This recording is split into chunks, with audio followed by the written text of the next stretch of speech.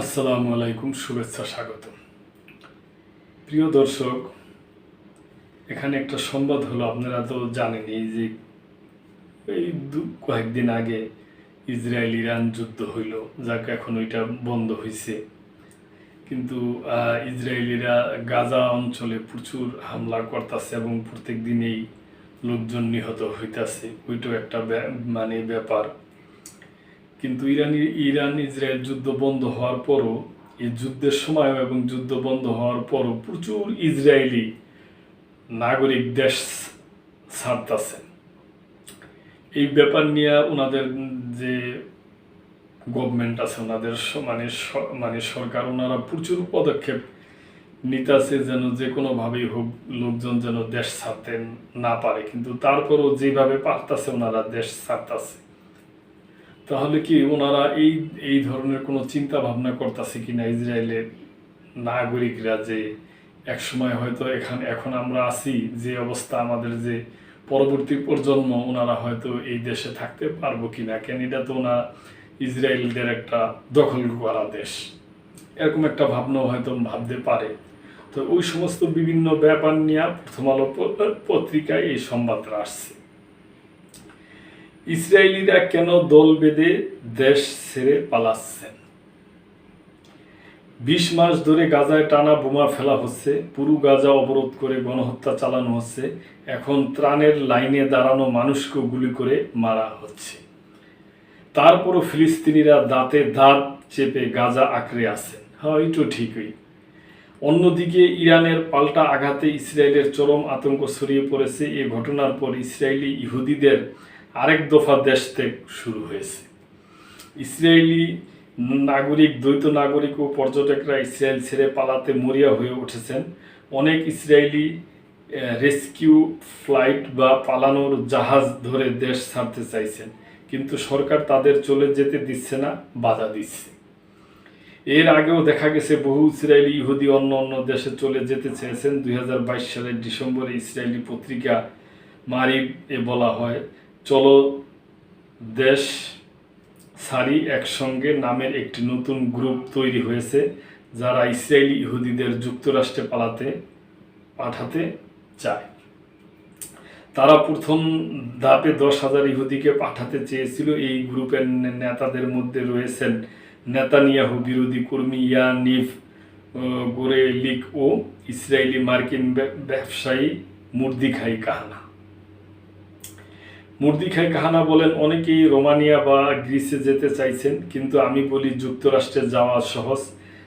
আমার নিউ জার্সিতে একটা বড় খামার আছে, চাইলে সবাই মিলে সেখানে কিবুতুজ, এক ধরনের কিউমিন বানিয়ে থাকতে পারি। তিনি আরও বলেন, ইসরায়েলের সরকারের অধীনে থাকা কঠিন, তাই তারা ডাক্তার বা পাইলটে ধরনের পেশাজীবী তাদের যুক্তরাষ্ট্র ঢুকতে দেওয়া উচিত। আসলে বহু বছর ধরে অনেক ইসরায়েলি ইহুদি মনে করছেন ইসরায়েল টেকসই কোনো দেশ নয়। এখানে ইহুদিদের সংখ্যাগরিষ্ঠতা হয়তো একদিন থাকবে না। রাজনীতি, সমাজ সবই বিপর্যয়ের দিকে যাচ্ছে, তাই তারা নিরাপদ ও ভালো ভবিষ্যতের জন্য দেশে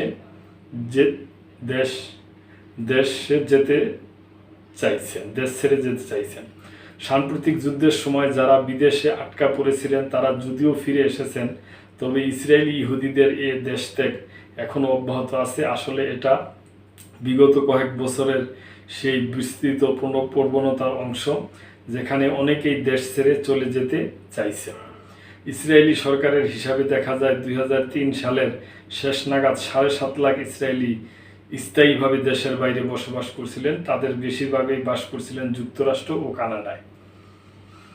তাদের মধ্যে 2,30,000 ছিলেন ইসরায়েল জন্ম নেওয়া ইহুদি, মানে তাদের মা বাবা ইসরায়েলি দখলদার শেল্টার। ইসরায়েলি সরকারি তথ্য অনুযায়ী 1948 থেকে 2015 সালের মধ্যে 7,20,000 ইসরায়েলি দেশ ছেড়ে চলে গেছেন। তারা আর কখনোই ফিরে আসেননি। 2016 সালের মধ্যে দেখা যায় ফ্রান্স থেকে যারা ইসরায়েলে অভিবাসী হয়ে এসেছিলেন তাদের প্রায় 30% পরে আবার ফ্রান্সে ফিরে গেছেন। যদিও ইসরায়েল সরকার ও বিভিন্ন জায়নবাদী সংগঠন তাদের ধরে রাখার জন্য বহু চেষ্টা করেছিল। 2011 সালে ইসরায়েল অভিবাসন বিষয়ক মন্ত্রণালয় একটি বিজ্ঞাপন প্রচার শুরু করেছিল। সেটির উদ্দেশ্য ছিল বিদেশে থাকা ইসরায়েলিদের মনে অপরাধবোধ তৈরি করে তাদের দেশে ফিরিয়ে আনা। বিজ্ঞাপনটিতে দেখা যেত একটি ছোট ছেলে নিজের আঁকা ছবিতে রং করা শেষ করে তার বাবাকে ডাকে, কিন্তু বাবা ঘুমিয়ে আছেন একটি সোফায়। তার বুকের উপর দ্য ইকোনমিস্ট ম্যাগাজিন। ছেলে প্রথমে ডাকে ডেডি, কোনো সাড়া মিলে না। এরপর সে আবার কোমল গলায় বলে আব্বা। এবার বাবা সঙ্গে সঙ্গে চোখ খোলেন। বাবা ছেলের আঁকা ছবিটি দেখে প্রশংসা করেন, ছেলের চুলে হাত বুলিয়ে দেন। তারপর ধীরে ধীরে দৃশ্য মিলিয়ে যায়। নেপথ্যের হিব্রু ভাষায় একটি ভয়েস ওভার আসে, তারা সব সময় ইসরায়েলি থাকবে, কিন্তু তাদের সন্তানেরা থাকবে না। তাদের দেশে ফিরিয়ে আনতে সাহায্য করুন। বিজ্ঞাপনটি প্রকাশের পরই তীব্র সমালোচনা শুরু হয়, কারণ এতে বোঝানো হয়েছিল যুক্তরাষ্ট্র কোনো ভালো ইহুদি থাকার জায়গা নয়, আর যে ইহুদি ভবিষ্যৎ নিয়ে চিন্তা করেন তাদের উচিত ইসরায়েলে থাকা। তীব্র প্রতিক্রিয়ার কারণে পরে বিজ্ঞাপনটি তুলে নেওয়া হয় এবং ইসরায়েলি মন্ত্রণালয় এর জন্য দুঃখ প্রকাশ করে। বহু ইসরায়েলি যুক্তরাষ্ট্রে পাড়ি জমাচ্ছেন দেখে 2017 সালে ইসরায়েল সরকার দুশ্চিন্তায় পড়ে যায়। তাই যারা দেশে ফিরতে চান তাদের বাড়তি সুযোগ সুবিধা দেওয়া হয়।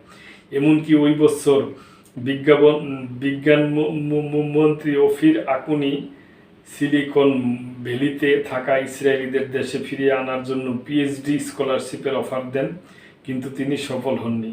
ইসরায়েলের শীর্ষ জনসংখ্যা গবেষক সেজিওডেনা পারগোলার মতে বহু বছর ধরে ইসরায়েল থেকে একটি বড় মাত্রার দেশ ত্যাগ বা ম্যাস এক্সোডাস ঘটছে। এই ইহুদি দেশ ত্যাগ ঠেকাতে ইসরায়েল সরকার সম্প্রতি কঠোর হচ্ছে। তারা নিয়ম করছে, কেউ দেশ ছাড়তে চাইলে একটি সরকারি বিচার বহির্ভূত কমিটির অনুমতি লাগবে। সরকারি নির্দেশ এয়ারলাইন্সগুলো ইসরায়েলি নাগরিকদের টিকিট বিক্রি বন্ধ করে দেয়। তারপরও হাজার হাজার মানুষ পালাতে চাইছে। যুক্তরাষ্ট্র বলেছে 20 জুনের আগে 25,000-এর বেশি আমেরিকান, অনেকেই দ্বৈত নাগরিক, ইসরায়েল পশ্চিম তীর ইরান ছাড়তে চেয়ে যোগাযোগ করছেন। শুধু একদিনেই 10,000 মানুষ চলে যাওয়ার আবেদন করছে। কানাডাও ঘোষণা দিয়েছে তারা ইসরায়েল থেকে 6,000 নাগরিক ফিরিয়ে আনবে। এদিকে বহু ইসরায়েলি সমুদ্রপথে নৌকা বা ইয়েটে করে সাইপ্রাসে পালাচ্ছেন। হারজিং পত্রিকাটিকে পালানোর নৌবহর বলে অভিহিত করছে। এই নিষেধাজ্ঞার বিরুদ্ধে ইসরায়েলের অনেক সংগঠন প্রতিবাদ করেছে। তারা বলেছে এটা দেশের সংবিধান লঙ্ঘন করেছে। তাদের দাবি, যারা দেশ ছাড়তে চান তাদের যেতে দেওয়া উচিত। 1970 সালে ইসরায়েল ও যুক্তরাষ্ট্র সোভিয়েত ইউনিয়নে আটকা পড়া ইহুদিদের জন্য আমাদের মানুষদের ছেড়ে দাও বলে দাবি করছিল। আজকে ইসরায়েলের ভিতরেই হাজার হাজার ইহুদি যেন একই দাবি করছে, নেতানিয়াহু আমাদের যেতে দাও।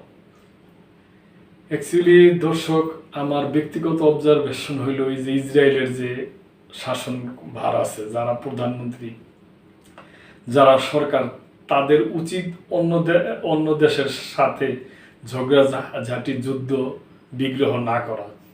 তারা যদি শান্তি থাকে, তারা যদি কাউকে আক্রমণ না করে, তাহলে তাদেরকেও কেউ আক্রমণ করবে না। তারা আশেপাশের দেশগুলোর সাথে শান্তি চুক্তি করে ফেলায়।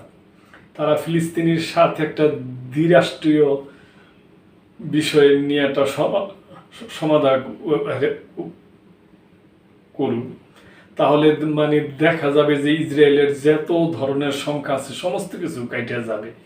ওদিকে হিজবুল্লাহ, ওদিকে যে হুদিরাত, কেউ তারা হয়তো আর আক্রমণ করবে না। ইরানও কোনো আক্রোশ থাকবো না, মুসলিম মানে বিশ্বেরও কোনো আক্রোশ থাকবো না। এটা তারা কুয়ারুক।